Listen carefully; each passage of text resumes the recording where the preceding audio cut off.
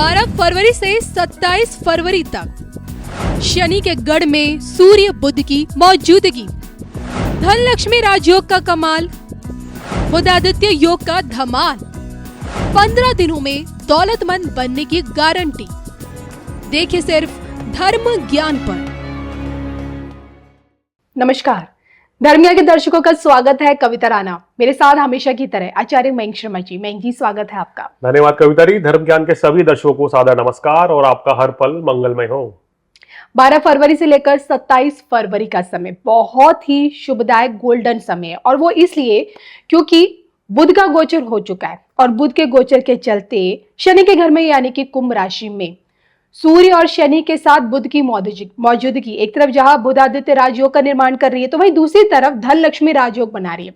और ये दोनों ही राजयोग जो कि बड़ी ही शुभ योग की कैटेगरी में नहीं गिना जाता है, ये 15 दिनों तक रहेगा। और ये सोचिए कि इन 15 दिनों में क्या आपकी राशि इस दुर्लभ संयोग, इस शुभ संयोग का क्या फायदा उठा पाएगी। 12 की 12 राशि हम इसमें लेंगे, लेकिन सबसे पहले बुध, शनि और सूर्य से बनने वाला बुधादित्य राजयोग और धन लक्ष्मी राजयोग होता क्या है, पहले वो जान लेते हैं। बताएं मयंक जी। बिल्कुल कविता जी, देखिए ये सूर्य शनि की युति तो हो ही गई है 12 फरवरी से बात करें, लेकिन 11 फरवरी को बुध का जो राशि परिवर्तन हुआ है, जब त्रिग्रही योग बनता है तो उसके शुभ और अशुभ परिणाम मिलते हैं। अब देखिए यहाँ सूर्य और बुध जो है मित्र ग्रह हैं जी। शनि बुध के साथ मित्रता रखता है, शुभ फल देता है, लेकिन सूर्य और शनि की शत्रुता रहती है। अब जब ये त्रिग्रही योग बनेगा तो कहीं ना कहीं यहाँ पर सूर्य शनि को जो एक दाग लगा था वो कुछ कम हो जाएगा बुध के चलते। कहते हैं ना कि जब दो मित्र एक साथ आ जाते हैं, तीसरा अगर किसी भी एक मित्र के लिए सामान्य उनका मित्र भी हो तो भी वो उस समय तीनों एक दूसरे को सपोर्ट करते हैं, या कहीं ना कहीं वहां माहौल जो है जम जाता है। तो यहाँ बुध के राशि परिवर्तन से सूर्य और शनि में जो ठनी हुई है वो चीज दूर होगी, और बुध जो है वो अधिकतर राशियों को अब शुभ फल देंगे जी।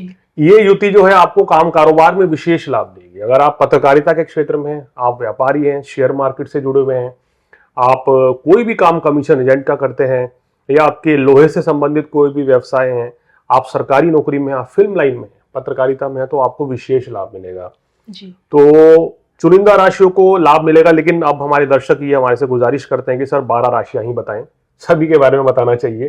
तो इसलिए हम इस वीडियो में 12 राशि के बारे में जानकारी देंगे कि ये युति जब बन रही है तो क्या अच्छा रहेगा, क्या नुकसान भी हो सकता है, और क्या उपाय अंत में आपको करने चाहिए। तो चलिए देर किस बात की, फटाफट से राशि पर चलते हैं, और शुरुआत हमेशा की तरह हम करते हैं मेष से। बताएं। देखिए मेष राशि वालों के लिए बहुत ही बढ़िया है कविता जी। 11वें भाव में जब ये त्रिग्रही योग बनेगा तो आपको सबसे बड़ा फायदा आपके व्यापार में मिलेगा जी। काम धंधे में, नौकरी में, बिजनेस में सफलता मिलेगी, धन लाभ के योग बनेंगे। अगर आप अपने काम कारोबार को विदेश में बढ़ाना चाहते हैं तो इस समय का पूरा फायदा उठा लीजिए। छात्रों के लिए भी समय अच्छा है क्योंकि बुध की दृष्टि पंचम भाव पे है। संतान सुख की प्राप्ति के योग, संतान की तरक्की होना, संतान के विवाह के योग बनना, तो तमाम तरह के शुभ योग आपके बने हुए हैं।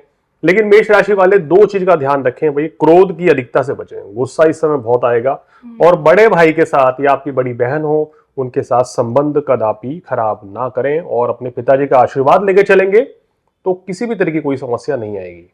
और वृषभ के लिए, वृषभ राशि वालों के लिए भी बहुत ही उत्तम है। 10वें भाव में ये राजयोग बन रहा है।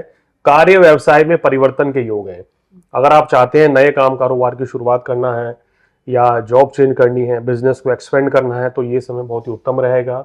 उत्तम धन लाभ होगा, सुख साधन भी बढ़ेंगे, घर लेने का योग बन रहा है, वाहन प्राप्ति का भी सुख आपको हो रहा है, लेकिन वाहन थोड़ा संभल कर चलाएं, ये मेरी सलाह है।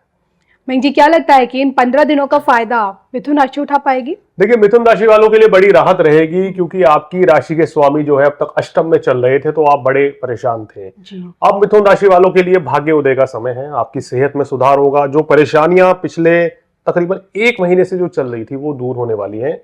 संबंधों में भी सुधार होगा, धर्म कर्म में रुचि बढ़ेगी। मैं सलाह देता हूं मिथुन राशि वालों को अपने घर में आप सुंदरकांड का पाठ कराएं या सत्यनारायण की कथा कराएं, जिससे कि आपको शुभ फलों में वृद्धि हो। मेष, वृषभ, मिथुन के बाद आगे बढ़ते हैं, बात करेंगे कर्क के बारे में। देखिए कर्क राशि वालों को काफी सावधान रहना पड़ेगा, क्योंकि अष्टम भाव में ये त्रिग्रही युति बन रही है। तो सबसे पहले आपको अपनी सेहत का ध्यान रखना है, क्योंकि पहला सुख है निरोगी काया। अगर आपकी सेहत ही खराब हो गई तो कोई भी कार्य आप इन 15 दिनों में नहीं कर पाएंगे। तो पहले सेहत का ध्यान रखें। इस दौरान अगर कोई विदेश यात्रा है, कोई बहुत जरूरी है, तभी उसको करें, या अगर यात्रा करनी भी है तो कोई भी डील सोच समझ कर करें। कोई भी डील साइन करनी है तो अपनी कुंडली दिखा के शुभ दिन में करें, क्योंकि ये समय कोई नया काम शुरू करने के लिए सही नहीं है ये 15 दिन, क्योंकि सूर्य शनि अष्टम भाव में है। अपने ही पराये जैसा व्यवहार भी कर सकते हैं, अपने धोखा दे सकते हैं, धन हानि हो सकती है, पैसा कहीं फंस सकता है, तो उस चीज से बचें और कार्य व्यवसाय में कोई परिवर्तन भी ना करें। सिंह पर इसका कितना प्रभाव पड़ेगा? सिंह राशि वालों, काम कारोबार के लिए बहुत अच्छा है। आपके बिजनेस में लाभ मिलेगा और नई शुरुआत करने के लिए अच्छा मौका है, क्योंकि फिर शनि की ढैया भी आपको प्रारंभ हो जाएगी 29 मार्च से, तो उससे पहले इस समय का लाभ उठाएं। जीवन साथी के साथ संबंधों में छोटी मोटी नोकझोंक रह सकती है सूर्य शनि के चलते, लेकिन बुध जो है उस प्रभाव को बढ़ने नहीं देंगे। मेरी सलाह यह है कि आप क्रोध की अधिकता से बचें और अपनी वाणी पर थोड़ा संयम रखें। कन्या का कल्याण हो पाएगा? कन्या राशि वालों के लिए थोड़ी सी समस्या रहेगी। छठे भाव में आपकी राशि के स्वामी हैं बुध और शनि के साथ, तो वही कोई भी कोर्ट कचहरी के मामले, जो दिक्कतें परेशानियां चल रही थी, वहां अभी आपकी परेशानी जस की तस बनी रहेगी। कोई रिजल्ट निकल के नहीं आएगा। व्यापार हो, नौकरी हो, यहाँ पर थोड़ी थोड़ी दिक्कतें आपको रह सकती हैं, खासकर 27 फरवरी तक। उसके बाद आपको राहत मिलेगी। मेरी सलाह यह है कि कोई भी परिवर्तन ना करें कार्य या व्यवसाय में। चलिए अब बात करते हैं फटाफट से तुला के बारे में। तुला वालों के लिए तो ये एकदम कहना चाहिए ना कि शानदार ये युति बनी हुई है आपके पंचम भाव में, तो इस समय आपको पूर्ण लाभ लेना चाहिए। व्यापारियों को नए काम कारोबार की शुरुआत करनी चाहिए। शनि अभी अच्छी अवस्था में है, काम कारोबार चमकेगा, धन लाभ होगा, मान प्रतिष्ठा बढ़ेगी, प्रेम संबंध मजबूत होंगे, और इसके साथ साथ ही आपकी सेहत में भी सुधार होता हुआ नजर आ रहा है। गुरु जो है मार्गी हो चुके हैं, तो ये धीरे धीरे आपके जो है सभी रुके हुए कार्य पूर्ण करते हुए नजर आ रहे हैं। तो कुल मिला के आपको सिर्फ एक काम करना है, हनुमान चालीसा पढ़ते रहिए, तो शुभ फल मिलते रहेंगे। वृश्चिक राशि के लिए? वृश्चिक राशि वालों, सुख साधनों के लिए ये योग बहुत अच्छा है। मान प्रतिष्ठा के लिए भी अच्छा रहेगा आपका, मगर जल्दबाजी में कोई भी निर्णय ना लें। क्रोध की अधिकता से बचें।